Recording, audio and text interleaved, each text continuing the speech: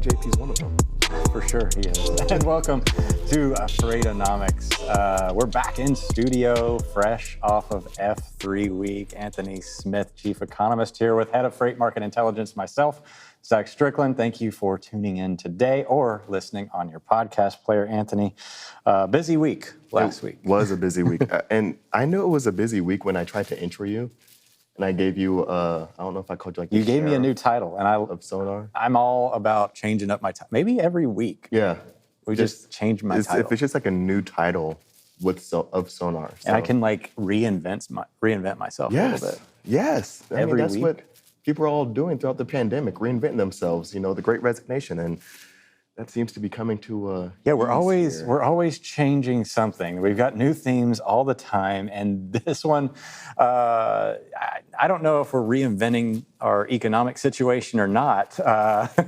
Recession or no, we're never really sure anymore. But we're heading into the freight market peak season here in a few weeks, and sometimes it starts now, sometimes it starts mid-November, sometimes it's right around Thanksgiving. Who knows? And peak season, of course, defined by really what is a volatility in the freight market rather than like a pure like growth in demand. It's not necessarily we're seeing surging volumes, although there are at times spiking volumes from the retail sector as a lot of freight moves getting in position for in-store inventories and things like that. Not surprisingly, doesn't look like that's going to be a thing this year. Now, there's sure to be some expedited moves and whatnot, but a lot of inventory is already in place. Yeah. They spent the past 2 years over ordering. So 100%, and I can definitely attest to, I'm sure, a lot of people watching right now. And also, if you see me looking down, it's like I got my internet up and working. Look at you. Look at me, being technologically savvy. I'm looking down at LinkedIn, so if you want to jump in, and thank you so much for tuning in at our new time, because we used to be at noon. Now we're live at 11:30 every Thursday, Eastern Standard Time. So I'm looking down. If you want to join in on the conversation, feel free to join in on the chat. You want to prove Zach wrong, prove me wrong, join in. If you want to make a point, whatever, cancel Zach, cancel me, whatever it is, join in on the conversation. We appreciate to hear from you. Yeah, absolutely. We always love a spirited debate here on Freightonomics. And shout outs to our guests last week, Daniel Nixon and Aya Bande Amati, for showing up. Be sure to check that episode out. They had a lot of good insight there, both around she's an economist, and he, of course, works in onshore, and labor market is still kind of a weird space. It's a very weird space. I mean, we got new numbers from even conflicting reports, of course, from like the last unemployment update, then the job openings number, then the participation rate. So there's a lot of different movements in different directions. Then we got initial jobs claims this morning. But both of them very, very amazing guests. Aya was out of this world. For sure. And if you haven't gotten in touch or gotten to know her content, I definitely recommend it. Over at Transfix. Yeah, Transfix. Forgot to say that. Well, let's get things rolling here. Enough chit chat. Let's get to the market in two, because this is going to set the table for what we're going to discuss for the majority of the show here. Got to let everybody know what's going on in the freight market and why we're about to discuss what we're discussing. Cycling down. We're seeing continued erosion in the economy. I don't know why we're debating it at this point. It seems like a foregone conclusion, but let's define what this cycle is and where we are in it with this market in two. Anthony, you want to count me in? Definitely. And 3, 2, 1. All right, let's start things off with probably my favorite index that we have here at FreightWaves. The Outbound Tender Volume Index counts the total tenders submitted from shippers to carriers primarily. And we see there in the white line the current year. It's surrounded by all the years around it. That freight market volatility we like to talk about being on display here. We see a huge downstep last week in the Outbound Tender Volume Index, indicating that we are seeing another step down in demand, aggregate demand. A little concerning here. This one's 6-7% week over week change, the strongest downward and fastest downward inflection since earlier in the year. Not a good sign leading into November, Anthony Smith. Let's move to the next chart. Let's look at the contract load accepted volume. Now, this is an index of accepted only tenders. this takeaway here, like notice how they were a lot more disparate from, OTVI had a huge space year over year. This one a little bit more compressed versus the previous 2 years, and that's because we're counting accepted only tenders. Over the last couple of months, we've seen a huge separation there from the previous year in blue, basically a theoretical ceiling of accepted volumes there. 16% down. In October, we were about 12. In June, we were like 1.5. So accelerated discrepancy from our year-over-year volumes. Next chart, I want to show you the IOTI, Inbound Ocean TEUs Index, another indicator of eroding demand. This one was kind of flat month over month, September to October, but we had that spike for Golden Week there, but still another indication that we are still cooling off. It is flattening a little bit. We're hitting that floor somewhat. Last but not least, the NTIF, the forecasted spot rate index, NTIF, that we just released, showing an extremely unimpressive peak there in the dotted line.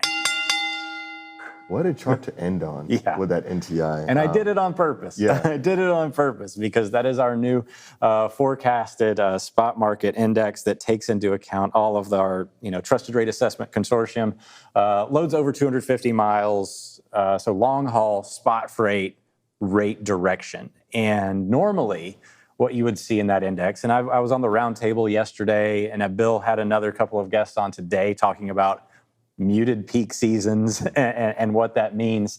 You can see there that there is just peak season is called peak season because of this value right here. Normally, you look back, you see these peaks in spot rates, and you've got a lot of direct to spot market influence there, expedited freight moving, and this index takes that into account, and it's saying, nah, not so much. Not happening. But Zach, a point that I want to bring up that you made, I think probably I don't remember time anymore because what is time? The construct. Shout out to Dame Willis over at FreightWaves here. But one of the big things that really that you brought up some time ago was around really people getting more efficient. When we saw this influx of volumes really flowing throughout the country, people really became more efficient. So we're seeing some downward movement in volumes with the efficiency aspect in there, downward movement in rejections with that efficiency aspect in there. We've gotten used to being able to operate at a high level, and we're seeing a lot of these rejections start to come down. And so we've made some improvements in the supply chain over the last, year and a half or so. As hard as that may be to believe. But we still have a lot of us. A long way to go. No, efficiency has been a thing. Obviously, the market is constantly trying to move towards equilibrium. That's where the gravity is. It doesn't mean that it sticks there very long. Normally, we move right through it and then go into the other side of the equation where it is in, some form of imbalance. And that's kind of what we're seeing here. We'll eventually get back to some inefficiency as we're accustomed to, but for now, looks like the next 28 days kind of depressing. And if you didn't see the chart at the very end, so it forecasts 28 days out. Wow. There's a big strong drop right after that dotted line. Like that actually dips to an annual low. Not something you would expect this time of year for the spot market. So, So, and backing into one of the macro updates, because it was a busy week with GDP, one of the big things that we saw in that report was that there was indeed some consumer spending going on, but it all shifted. Essentially, we saw negative movement or negative results for consumers on durable goods, while there was growth for services. So that aspect of shift and prioritization, because for a while it's like consumers, we'll just do both. We'll lean heavier to service, but we'll just do both. But right now we're still seeing, even on a lagging quarterly result like GDP, that consumers are and have been switching over from those goods to services. And that's another nuance between this cycle and previous cycles. We haven't had this type of transitionary state before. I mean, maybe in some form or fashion, there's pieces of it you can apply to previous kind of recessionary periods of time, although we're no longer in a recession, thanks to the services you just mentioned. Yes. For the goods economy, though, very different experience right now, correct? Correct. I mean, and you're hearing it, I mean, just on headline items, people preferring travel, things like that still over buying things. And Yep. we're seeing a lot of these shippers, a lot of these manufacturers and producers really pushing, hey, we have Black Friday deals starting right now. Don't wait. We got exclusive deals starting all month long. Get going. And as you mentioned earlier at the beginning of the show, they have had this inventory. They've been sitting on it for well over a year, most likely in some of these instances, and they're trying to unload it and get rid of some of it. And those warehouses, I can't wait to have Dr. Zach Rogers back on here to talk about some of those inventory levels and warehouses, because that's also going to be a big factor in this. We talked about it earlier in the year. Inventory management is going to be the theme of 2022. And by God, it was. It still is. And it looks like it's going to be into early 2023 for sure when Dr. Zach Rogers comes back on here, hopefully soon. We can get to that. So let's talk about some of these stories of the week that I picked out here. First one coming up, Greg Miller, of course, wondrous maritime coverage that he provides us says, and I kind of hit on this during my market updates, after steep September slide, U.S. imports stabilize in October. Yes, it looks like bookings activity did somewhat stabilize. Did we hit a floor? We're right around that. The IOTI is an index, and it started out on January of 2019, which was actually trade war era. We actually had a little bit of it was a kind of an elevated period of time. And it starts at 100. We're at 96 right now. So in October, we were right around 100. In September, we dropped to 100. So we're kind of stabilized with bookings activity. Now, the takeaway from this is that shippers have come into kind of a holding pattern, if you will, in terms of bringing goods into the country. The concern here, obviously, they're not expecting these goods to be here before the holidays. So this is kind of like, what are they pulling in at this point? This is stuff that probably isn't going to be in place. I mean, some of it could be easily at this point with the congestion moving away from the ports, but it looks like shippers may actually still have something left in the tank to keep some freight moving. So it's not like a total dive in this index that we're looking at. Yeah, and I think, of course, when we look at this, data, of course, it's goods coming into the U.S., things like that. Definitely, we're seeing that there's diminished demand here for goods within the U.S. But when looking at it at a global level, because global demand does shift things as well, we're also seeing, of course, that there's some hardships happening in a lot of Europe as well. I think a wild card factor potentially could be China coming back online. As you know, they've been shut down for quite some time. If they were to, end their zero COVID policy and kind of reinstate, normal-ish China day-to-day living, does that boost demand? And now does China start consuming more? Or does China's internal, because it's like a black hole over there, you don't really know what's going on, do they have the wherewithal or the financial buying for the consumer base to even spur any type of demand? And if so, will it even put a dent in any of the demand coming from or leaving China? So there's a lot of different wild cards here, but right now it's definitely showing that overall there is an easing for demand. And I think this will be interesting if we do see a baseline or a floor reached here. Yeah, I mean, we had the definition of overheating the last 2 years, those bubbles. This is why economists don't like more than 4% growth, right? Because invariably you have an overcorrection on the other end of those, 5% growth cycles, right? Yeah, and in that point you made, I think, really at the beginning of the pandemic, even if you have these sudden drops, it corrects itself in a very overcorrected way, or sudden, like you said, increases. That pendulum, man. Yeah. That pendulum analogy, it keeps working. You don't want, speed of change actually has more detrimental impact on our economy than the pure change itself at times. Right. And that's what we're dealing with, especially on the transportation side, is the speed of change. So I want to move into this article here. Carriers punt on rest of 2022, hopeful for market normalization in 2023. Now, the debate of whether or not we're in a freight recession or not, I don't even want to start here. This is basically all these carriers at Baird's annual Global Industrial Conference in Chicago. Todd Maiden wrote this article. Lots of action-packed information from some of the nation's biggest carrier executive teams here. Basically, all of them say one thing: no peak season. Inventory correction from a lot of their customers. And this is kind of what we've been harping on for the last several months here. So a lot of validation there. But, some of the commentary from Darren Field, JB Hunt, talking about 2020 so far is the most muted version of peak season that I can recall in my career.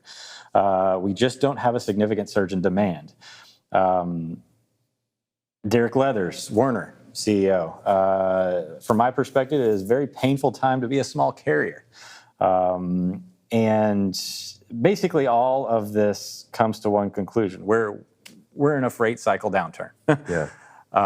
And there's some differences between this downturn and the 2019 one. And they even point out a few of the nuances here, which I find interesting. One of them that we know from our data is that 2019, considered a very soft year, was actually the result of capacity growth in the industry, overwhelming capacity growth coming online from some of the large fleets and small carriers out there as well. So overall, it was almost like all at once, everything showed up 2018. And then that led to a very soft 2019. Demand didn't erode. This cycle, almost pure demand destruction, right? Because a lot of the fleet growth couldn't happen.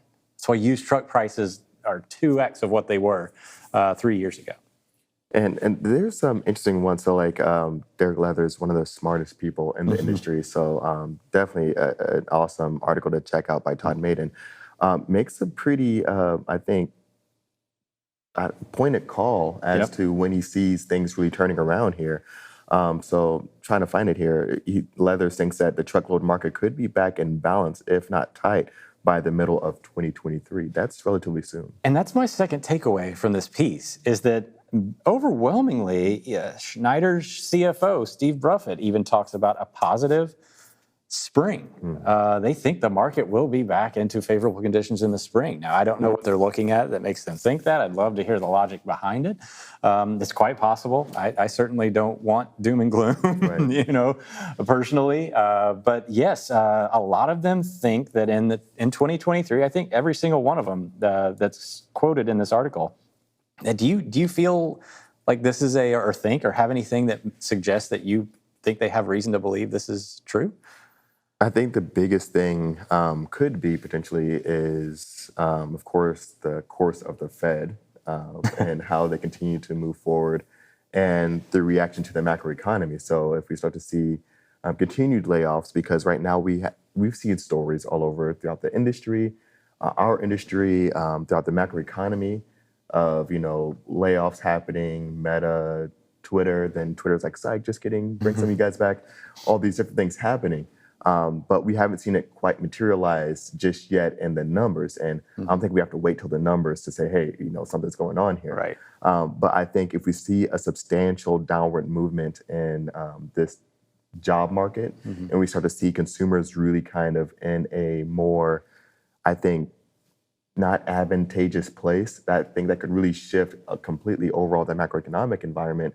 And I think by the time, if this is what Derek Leathers is looking at, I think by the time of mid-2023, we could see a significant shift there. But that would be a lot of different, I think, loops to kind of, ace through here. So I think it's definitely possible. And I guess we'll wait and see. Yeah, no, I know one of the reasons, and it is explained in the article here, that Derek is positive about this is because, again, one of the nuances of this market versus 2019 is he insinuates basically that we're going to see more consolidation, a quicker consolidation, because of the small carriers being so overly exposed, not just to market shifts, but inflationary pressures, especially those coming from the fuel side. So he cites more than 10,000 net deactivations of operating authorities over the last 5 weeks as evidence that cost inflation is quickly forcing carriers out of business.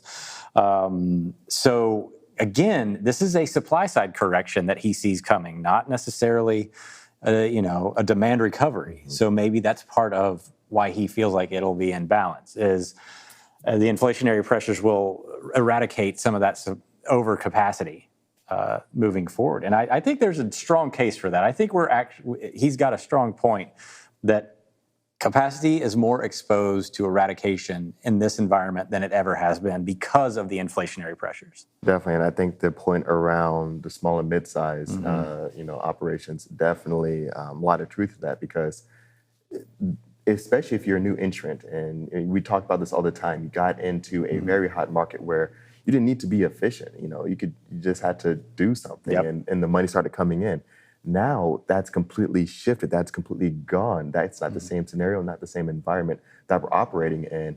And there's going to be a lot of individuals that were both new and those that are just not able to hedge themselves or really put themselves in the same position as larger carriers to really protect themselves during these market downturns. Yeah, and I think they're obviously overexposed. So one last story here, and this is right in line with what the theme is.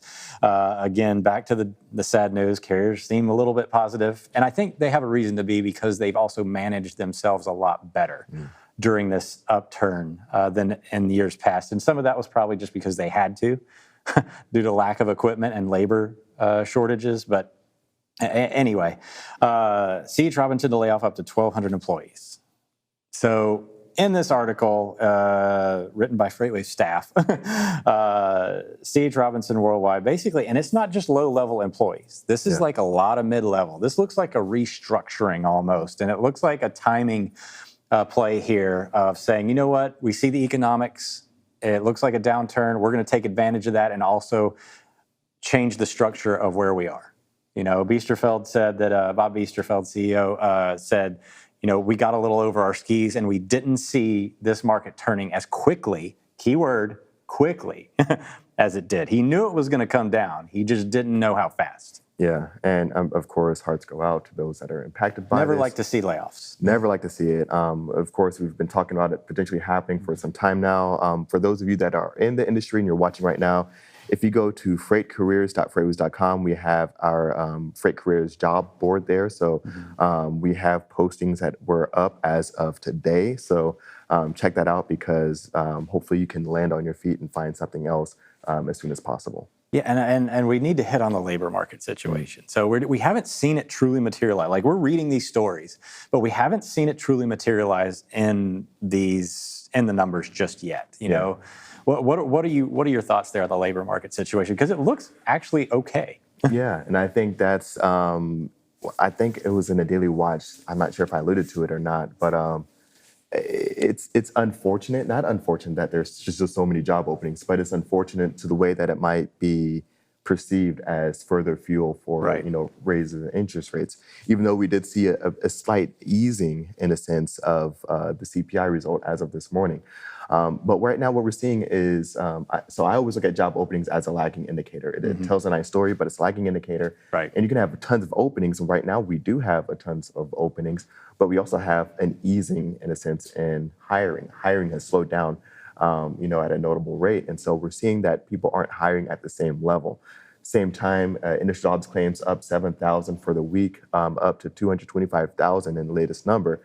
That number, I always say, hey, it is lagged by a week, but it's also a number that can have sudden shifts. It's not unheard of for this thing to jump by 30,000 within a week, but not unheard of for it to jump by 25,000 within a week. So that can still be very much a thing. We saw the unemployment rate tick up ever so slightly, like by 0.2% from 3.5 to 3.7. Not too, concerning just yet. It's still below 4%, and that's great. But the other big thing is that we saw a downward movement in the participation level. And so we're still seeing that even though we're not at this full job population or employed population as we were before the pandemic, the labor market just isn't as strong as it was. Another one that we saw, real hourly wages down 0.1%.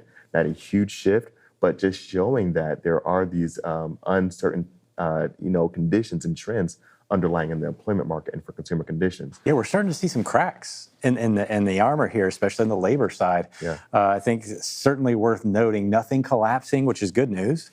But yeah, I think it can shift quickly. Yeah, I mean, and maybe that's the writing on the wall is just, but a big theme of F3 was the demographic situation, and how all these boomers are retiring faster than there's people coming into the workforce. And that's going to be a long-term thing to watch in the future, correct? Correct. And maybe we can get Gabrielle Brochet on here because she did a great job of breaking down how brain drain from not just boomers, but people that went through the Great Resignation, just left a full-on industry. And now they're in a new industry. And so there's all these different dynamics happening within the workplace that's going to make, I think, a lot of people a lot less efficient. And the efficiency loss. When we have this volatile labor market like this, where everybody's changing jobs all the time, extremely inefficient. Talk about productivity loss. We've talked about that in the past. Well, exactly. A lot of things going on still. Even though it is an economic downturn, the freight market is softening as we speak. Muted peak season a thing. There's still some positive silver linings sitting out there. It's not completely comparable to the past. And not completely comparable. And as always, I mean, during downturns, whatever it might be, there are opportunities to grow. It doesn't have to be a recession for you, but put your head on a swivel.